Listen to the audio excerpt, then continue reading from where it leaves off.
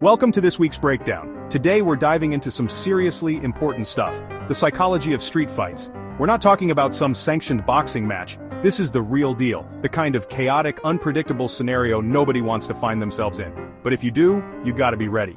That means understanding how to read pre-attack indicators, those subtle cues that can tell you if someone's about to go off. Stay tuned to learn the 4 signs that you might just need to throw the first punch to defend yourself. This isn't about being aggressive, it's about survival.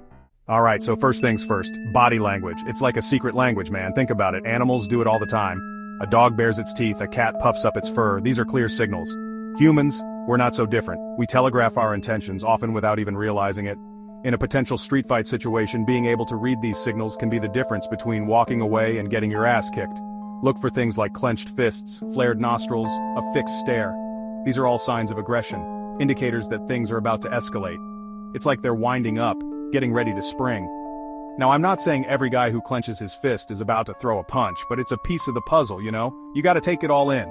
Consider the context, the environment, the vibe. It's like putting together a puzzle, and body language is a big piece. You have to learn to read the room, read the person, and understand what their body is saying. Sometimes it's screaming at you even before a word is spoken. Now let's talk about pre-attack indicators. These are the subtle cues, the micro-expressions that often precede violence. Think of it like a pressure cooker about to blow. You might see a slight shift in weight, a subtle blading of the stance, a target glance at your jaw. These are the little things that most people miss, but they can be huge red flags. It's like they're subconsciously preparing to launch an attack. They might not even be fully aware of it themselves, but their body is getting ready. This is where your training comes in. You need to be able to recognize these indicators and react accordingly. This isn't about being paranoid, it's about being prepared. It's about having that heightened awareness that allows you to see what's coming before it hits you. Think of it like a sixth sense, a spider sense for danger.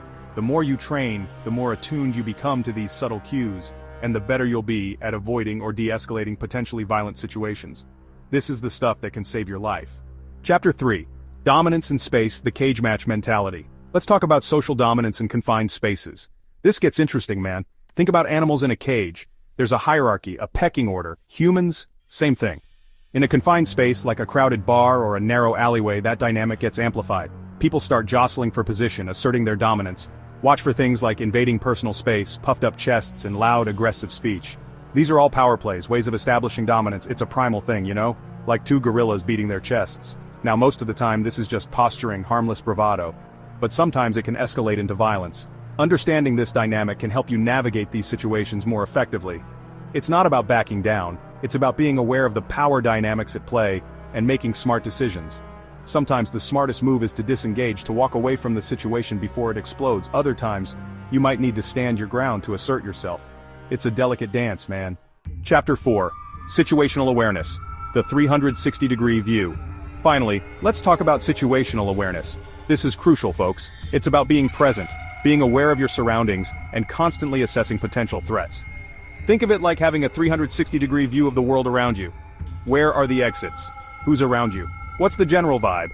These are the questions you should be asking yourself constantly. It's about being aware of your surroundings, not just what's directly in front of you. It's about scanning the environment, looking for potential dangers, and being prepared to react. It's like being a predator, always on the lookout for prey, but also always aware of potential threats. You need to be able to identify potential escape routes, assess the crowd, and get a feel for the overall energy of the situation. This isn't about being paranoid, it's about being proactive. It's about taking control of your safety and minimizing your risk. The more aware you are, the better equipped you'll be to make smart decisions under pressure.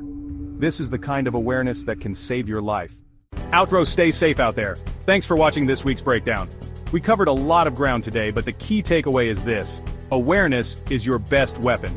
Remember, understanding these signs can help you stay safe and make the right decision in a street fight. It's not about being a tough guy, it's about being smart, being prepared, and knowing when to walk away. Don't forget to like, comment, and subscribe for more self-defense tips. Stay safe out there, folks.